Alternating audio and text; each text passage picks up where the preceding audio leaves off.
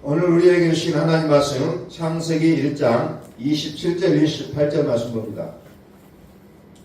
창세기 1장 27절에서 28절 말씀 봉독합니다. 하나님이 자기 형상과 하나님의 형상대로 사람을 창조하시되 남자와 여자를 창조하시고 하나님이 그들에게 복을 주시며 하나님이 그들에게 이르시되 생육하고 번성하여 땅에 충만하라. 땅을 정복하라. 바다의 물고기와 하늘의 새와 땅에 움직이는 모든 생물을 다스리라 하시니라. 아멘.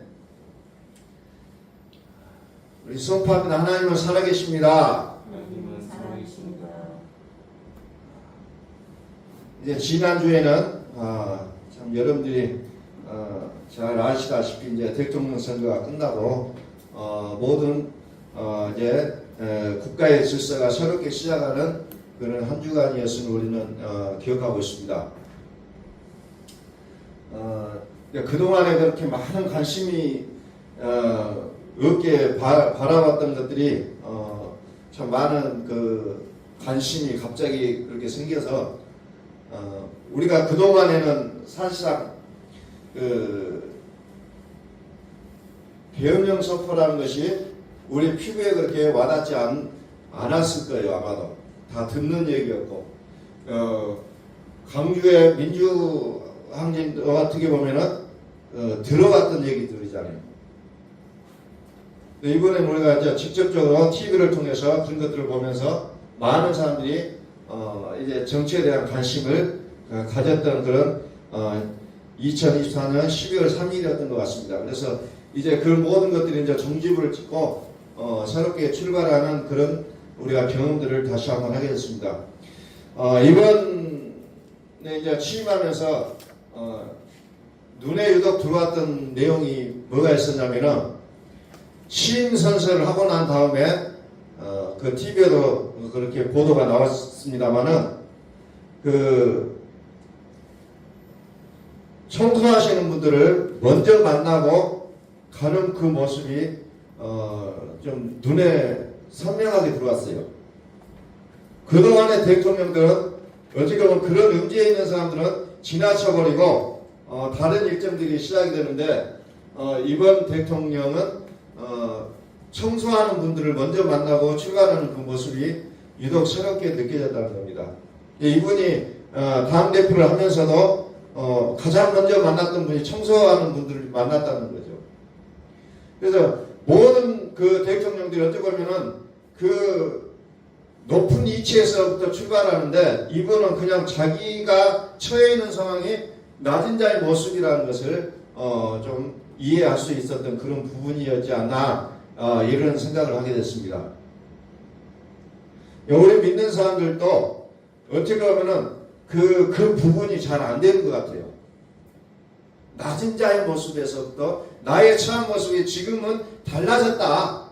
이런 것이 아니라 지금도 나는 낮은 자의 모습으로 가야 되겠다라는 이 발걸음이 쉽지 않다는 거죠. 내가 그 자리를 떠나버리면 나는 이제 이미 이제 그 사람과는 상관없는 모습으로 우리는 살아갈 때가 많이 있었음을 고백한다는 겁니다. 원래 하나님께서 사람을 만드시되 무엇으로 만들었어요? 하나님의 형상대로 만들었다 그러잖아요. 하나님의 형상. 이 하나님의 형상이 무엇이냐? 우리는 이론적으로 뭐 이것을 여러 가지로 해석을 해요. 하나님의 형상, 지정의다, 지정의다.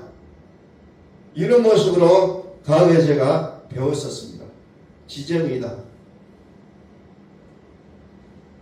이제는 이것을 더 쉬운 말로 하나님의 DNA를 가지고 태어나게 했다. 이런 표현들을 하고 있는 모습을 우리는 보게 된다는 겁니다. 그런데 이것이 어떻게 해야 형상이 회복되느냐 부분입니다. 사람이 잘 안 바뀌어요. 사실상. 죄악된 그 모습이 바뀌지를 않는다는 거죠.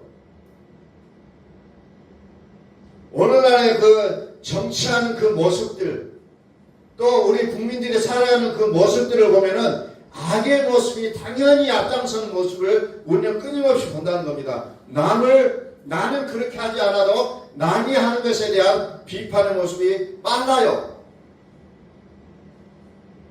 하나님의 DNA를 받고 DNA로 사람이 만들어졌다고 함에도 불구하고 여전히 우리는 이게 바뀐다는 것이 쉽지가 않다는 겁니다. 그래서 오죽에서 머리가 검은 짐승은 그런 얘기도 나오잖아요. 사람이 잘 안 바뀐다는 거예요. 사람이 잘 안 바뀌어요. 하나님의 형상.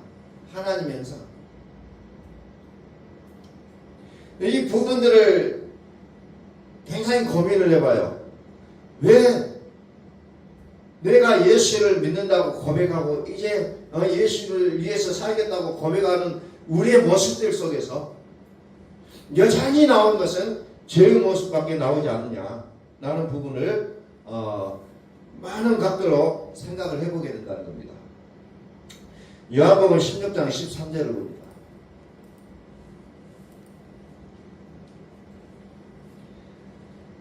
그러나 진리의 성령이 오시면 그가 너희를 모든 진리 가운데 인도하시리니 그가 스스로 말하지 않고 오직 들은 것을 말하며 장래 일을 너에게 말하리라.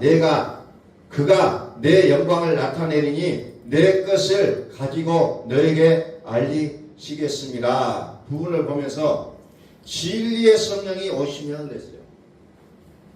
왜 내 모습이 바뀌지 않을까? 그렇게 많은 사람들이 교회를 다니고 사회생활을 하는데도 불구하고 여전히 그렇게 변화가 없을까? 많은 사람들이 예수를 믿는다고 고백하면서 정치를 하고 또 경제활동을 하고 여러 모양으로 사회 각 요소에서 진출해서 살아가고 있음에도 불구하고 여전히 바뀌지 않는 모습으로 나타나고 있느냐라는 부분을 생각해 보니까 진리의 성령이 오시면 그랬어요. 진리의 성령. 그분이 내 안에 오셔야만이 바뀔 수가 있다는 것을 성경은 말씀하고 계신다는 겁니다. 진리의 성령이 뭐예요? 진리의 성령. 요한계시록 요한일서 5장 6절에 보니까 성령이라기 때문에 예수의 그리스도를 얘기하면서 물과 피로 임하셨고 증언하는 이는 성령이시니 성령은 진리라고 얘기하고 있습니다. 많은 사람들이 성령을 얘기하면서 여기는 나타나는 성령을 얘기할 때가 너무 많다는 거죠. 그런데 그 성령은 나타나고 은사를 얘기하고 방을 얘기하고 병을 고치고 이런 종류의 말을 하는 것이 아니라 성경은 오히려 진리를 얘기하고 있다는 겁니다. 진리이신 성령이 진리이신 그리스도가 내 안에 오셔야 나의 생각이 변하고 나의 마음이 바뀐다는 거죠. 이것이 되지 않으면 우리는 예수를 믿는다고 고백하지만 여전히 똑같다는 겁니다. 나의 생각 하나도 안 바뀌어요. 여전히 교회 와서 예배드리며 은혜 받고 눈물 흘리고 찬양하고 은혜 받았다고 외치고 소리 지르고 한다 할지라도 진리의 성령이 내 안에 오시지 않으면 우리의 생각은 조금 더 변할 수가 없다는 겁니다. 전혀 달라질 수가 없어요.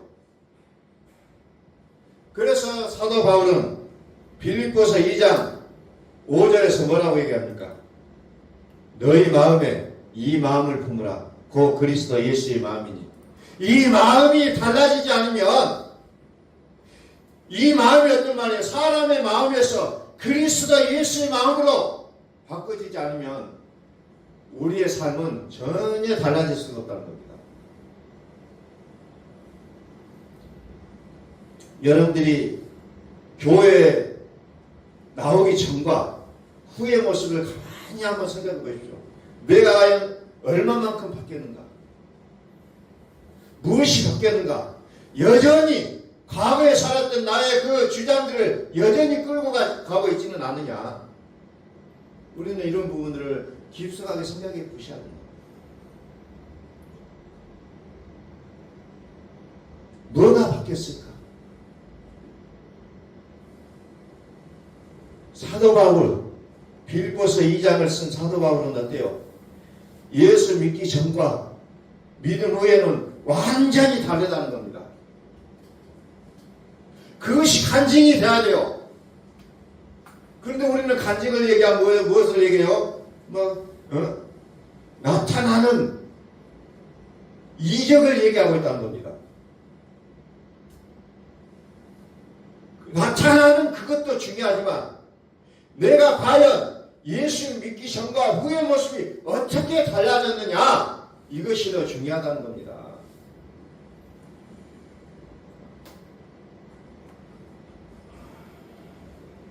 어떻게 달라지고 있느냐, 나의 생각이 어떻게 달라지고 나의 행동 양식이 어떻게 달라지고 있느냐, 이런 부분이 있어서 우리에게는 너무너무 중요하다는 겁니다. 진리의 성령이 오셔야 가능하다는 거예요. 공부를 많이 해서 오늘날의 교회가 더더욱 악한 모습으로 바꿔가고 있는 모습이 무엇 때문에 그렇습니까? 요즘은 목회자를 이제 청빙하는 일에 있어서도 무엇이 기준이 되고 있습니까? 외국을 가서 박사학위를 받았냐 안 받았냐, 이것이 더 중요하게 여겨지는 시대가 되어버렸다는 거죠. 과연 그분이 어떤 신앙의 양심을 갖고 살아가느냐, 이런 것보다 어떤 학교에서 어떤 박사학위를 받았느냐, 이것이 어쩌고 한국교회의 가장 큰 불행일 수도 있다라고 얘기하는 사람들이 요즘 많이 나오고 있어요. 지식으로 하나님을 배우는 거예요. 학으로 하나님을 배워요.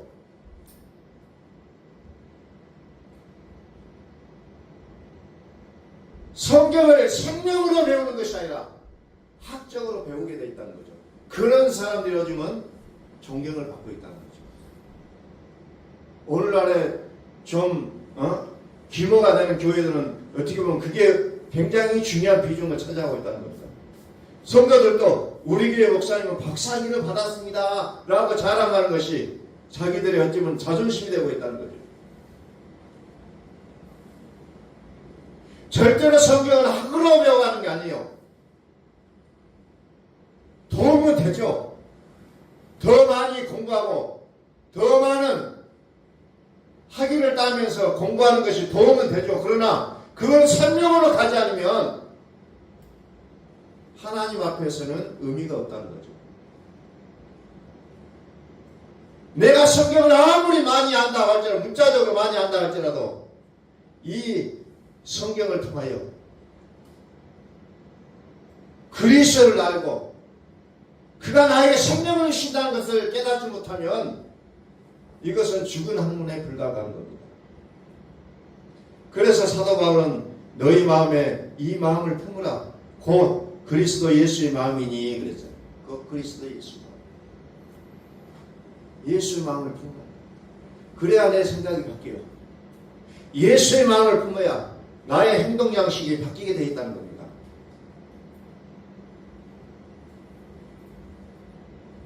하나님이 자기 형상 곧 하나님의 형상대로 사람을 창조하시되 남자와 여자를 창조하시고 하나님의 형상대로 사람을 창조했다는 것입니다.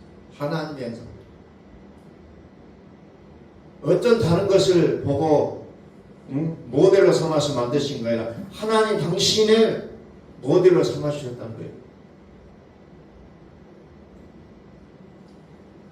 여러분들이 가지고 있는 휴대폰이 만일에 문자가 안 되고 통화가 안 된다면 이 휴대폰이라고 말할 수 없잖아요. 오늘 나는 하나님의 형상대로 창조됐다면 하나님의 모습이 나를 통해서 나와져야 하나님이 잘 만들었다 말할 수 있잖아요. 자동차를 가지고 다니는데 갈 때마다 고장 나버려. 그러면 그 자동차를 어느 누가 좋은 자동차라고 말할 수 있겠냐고요. 하나님이 나를 설계하시되 하나님의 형상대로 설계를 하셨는데 나를 통해서 악의 모습이 나오고 사단의 모습이 나온다고 할 때는 여기에는 반드시 하나님과는 상관없는 모습이 될 수밖에 없다는 겁니다. 그런데 그 그리스도가 누구이기 때문에 누구여서 그렇습니까? 그리스도하고 하나님이라고 얘기하고 있잖아요. 그러니까 그리스도를 갖지 못하면 내가 아무리 성경의 시대에 능하고 많은 내용을 하고 기도를 너무너무 잘하고 전도를 너무 잘한다 할지라도 하나님의 형상이 나에게서 나오지 않는다면 이 모든 것들은 가짜라고 성경은 얘기하고 있다는 겁니다. 예수님께서 말씀하시다니요. 주의 이름으로 귀신을 쫓아내고 주의 이름으로 병든 자를 병을 고쳐주고 주의 이름으로 선지자를 노동하고 주의 이름으로 선을 행한다 할지라도 불법을 행한 자들아 내게서 떠나가라고 말씀하셨다는 겁니다. 우리는 철저하게 나의 모습을 보셔야 된다. 진리의 성령이 오시면 진리의 성령이 너희를 모든 진리 가운데로 인도하신다고 했습니다. 나는 얼마만큼 진리 가운데로 나아가고 있는가? 우리는 다시 한번 생각해 보시자는 겁니다. 진리의 성령은 진리라고 했어요. 진리. 그래서 세상을 이기는 자는 예수께서 하나님 아들이심을 믿는 자가 아니면 세상을 이기는 자가 누구냐 그랬습니다. 우리는 날마다 어떻게 보면은 세상에 나가서 살다가 눈물을 흘려요. 마음에 상처가 생겨요. 왜 그랬습니까? 여전히 우리는 연약한 인간의 모습에 불과하다는 겁니다. 그러나 예수께서 하나님의 아들이심을 믿는 자가 세상을 이긴다고 했습니다. 오늘 내가 믿는 예수가 어떤 분이신가 이것에 대해서 우리가 강하게 우리의 마음에 자극을 받지 못하면 여전히 우리는 세상 가운데서 나의 생각대로만 살 수밖에 없다는 겁니다. 하나님의 형상대로 사람을 만드셨는데 무엇 때문에 만드셨느냐? 이사야서 43장 21절을 보니까 나를 찬송하게 하려고 나를 지으셨다고 했어요. 이 백성은 내가 나를 위하여 지었나니 나를 찬송하게 하려 함이니라. 나를 찬송하게 하려 함이라. 내가 나를 위하여 지었나니 나를 찬송하게 하려 함이니라. 철저히 하나님은 사람을 만드신 하나님 형상대로 만드시고 그 하나님 형상대로 지음을 하는 이 사람이 하나님을 찬송해야 된다는 겁니다. 그런데 매 순간순간마다 하나님을 부인하고 나의 삶이 하나님을 부인하고 나의 입술이 하나님을 부인하고 살아가고 있다면 오작동이라는 겁니다. 하나님은 분명하게 하나님 형상대로 우리를 설계했는데 잘못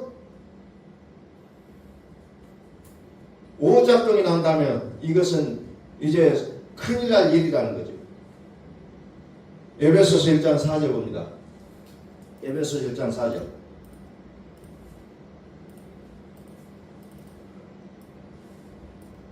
(1장 4절)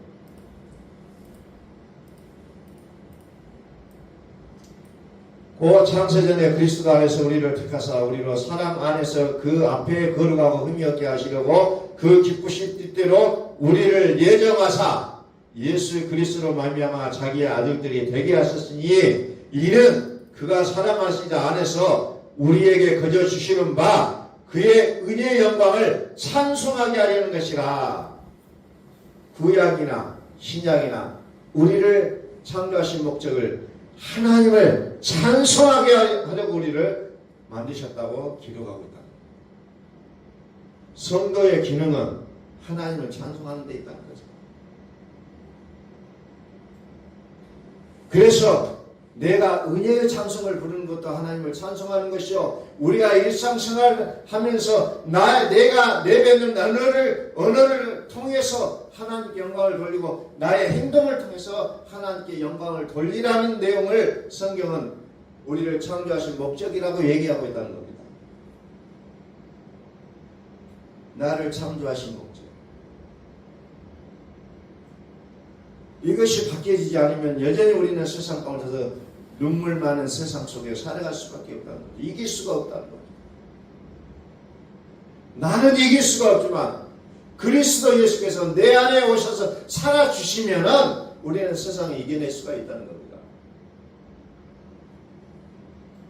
성경은 이것을 우리에게 분명하게 약속하고 있다는 겁니다. 그런데 참 안타깝잖아요. 하나님이 하나님 형상대로 사람을 창조하셨는데 성경은 어때요? 인간이 그것을 하지 못하여 내어 쫓김을 받잖아요.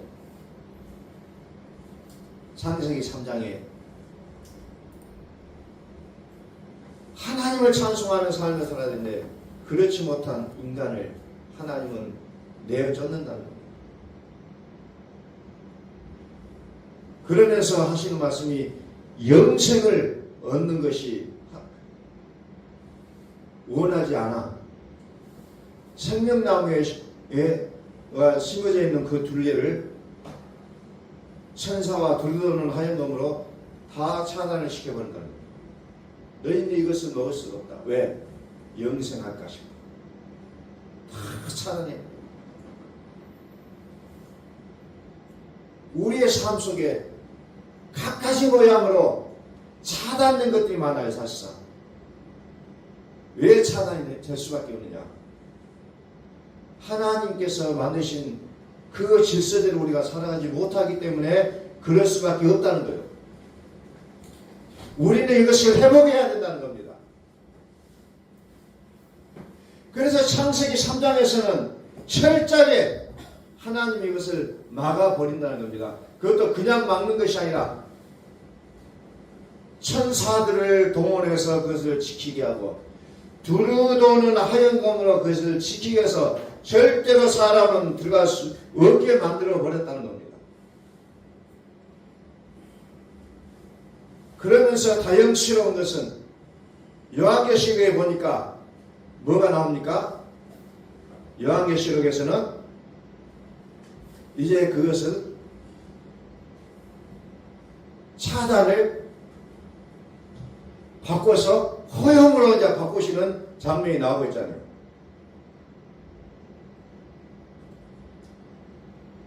요한계시록 2장 7절에 귀 있는 자는 성령이 교회에 가신 말씀을 들을지어다. 이기는 그에게는 내가 하나님의 낙원에 있는 생명의 나무를 주어 먹게 하리라.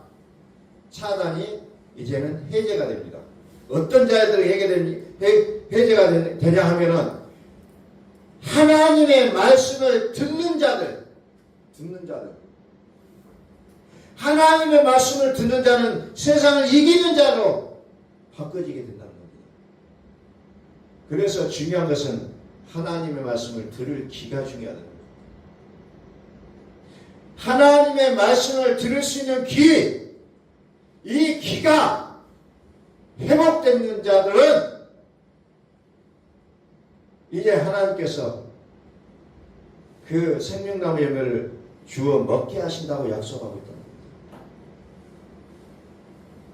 우리의 귓소리에 수많은 이면이 있어요. 하나님의 말씀만 못 듣고 다른 것은 다 들려요.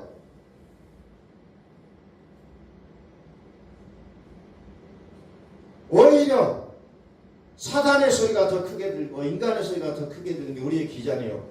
하나님의 말씀을 들을 수 있는 귀는 너무너무 잘 안 들려요. 그러니까 여전히 우리는 생명나무 열매를 먹을 수 없는 그 모습이라는 겁니다. 너무나도 많은 이명현상이 들려요. 다른 소리만 들려요. 듣지 않아야 될 소리만 자꾸 들린다는 겁니다. 그래서 우리는 이제 우리의 모든 주파수를 하나님을 향하여 이제는 그 주파수를 열어놔야 된다는 거죠. 그래서 요한계시록 22장에는 그 생명나무의 열매를 먹을 수 있는 그 길을 쭉 이제 설명을 해놨잖아요. 생명나무가 있는데 길 가운데 강이 흐르고 좌우에 생명나무가 있어 12가지 열매를 맺는데 달마다 그 열매를 맺고 그 나무 잎사귀는 만국을 싫어하게 하여 있더라. 그래서 다시 한번 이 에덴의 중앙에 있는 생명나무 열매의 모습을 쭉 설명해 주고 있다는 겁니다. 그래서 하나님의 형상을 회복하는 자들에게 이제 이 같은 열매를 주어 먹게 한다는 겁니다. 영생을 얻게 한다는 거예요. 영생은 하나님과 영원히 함께 사는 삶의 모습을 얘기하고 있다는 겁니다. 그 하나님의 형상이 회복되게 됐을 때에 어떻게 됩니까? 요한계시록 22장 다시 봅니다. 3절에 다시 저주가 없으며 하나님과 그 어린 양의 보호자가 그 가운데에 있으리니 그의 종들이 그를 섬기며 그의 얼굴을 벌뜨리고 그의 이름도 그들의 이마에 있으리라. 다시 밤이 없겠고 등불과 햇빛이 쓸데없으니 이는 주 하나님이 그들에게 비치심이라. 그들이 새 세트로 왕노로 타리로다. 하나님의 DNA가 뭔가 했더니 왕노로 탄다는 거예요. 얼마나 우리에게 놀라운 축복을 하나님께서 우리에게 허락해 주셨습니까? 그런데 여전히 우리는 여전히 악의 모습으로 살아가고 있다면 우리는 다시 한번 우리는 하나님 앞에 엎드려야 된다. 이 요한계시록 22장의 마지막 부분에 함께 또 나오는 게 뭐냐? 19절. 만일 누구든지 이 두루마리 예언의 말씀에서 제하여 버리며 하나님이 이 두루마리에 기록된 생명나무와 및 거룩한 성에 참여함을 제하여 버리시리라. 하나님의 말씀을 들을 수 있는 귀가 우리는 회복되어야 된다는 거죠. 먼저 그게 회복돼야 돼요. 그렇지 않으면 생명나무와 및 거룩한 성에 참여함을 제하여 버리시겠다고 하잖아요. 다시 막아버리겠다는 거예요. 열어놨는데도 불구하고 그 열어놓은 것을 누리지 못하면 다시 막아버리겠다는 겁니다. 다시 말씀을 좀 정리합니다. 하나님의 형상대로 창조되었던 나의 모습이 회복되어지면 그 인간이 꿈꿔 있는 가장 아름다운 모습에 가장 아름다운 환경, 가장 좋은 행복의 동산 에덴에 회복될 수가 있는 것이고, 하나님의 형상이 망가져버리고 그 세포들이 찌그러져 버리고 병이 들어버리면 결국은 그 생명나무와 거룩한 성에 참여함을 제하여 버리겠다는 겁니다. 우리는 다시 한 번 더 말씀을 좀 깊이 있게 마음에 끌어들여서 이것을 묵상하고 묵상해서 이 말씀이 나의 말씀이 되기를 우리는 소망하시라는 겁니다. 그냥 귀로 듣고 가볍게 우리의 그냥 머릿속에 그냥 저장하는 것으로 끝나는 것이 아니라 이것을 우리 마음에 끌어다가 되새김질을 해야 된다는 겁니다. 그래서 우리는 묵상이라고 얘기하잖아요. 나의 말씀이 되고 나의 생명이 되게 하실 때에 비로소 우리는 하나님의 형상이 회복되어진다는 겁니다. 그래서 이 시대에 우리는 참으로 살아가기 어려운 이 시대에 우리가 이기며 살아갈 수 있는 그런 축복의 은혜를 누릴 수 있으려면 하나님의 음성을 들을 수 있는 귀가 회복돼야 된다는 겁니다. 귀가 열어져야 돼요. 그렇지 않으면 여전히 우리는 계속해서 어렵고 힘들고 염려가 나의 신이 돼서 살아갈 수 없는 그런 삶을 살아갈 수밖에 없다는 것을 우리는 다시 한번 기억하면서 이제 그리스도 예수 안에서 하나님의 형상이 회복되기를 예수 그리스도의 이름으로 선포합니다. 기도하겠습니다.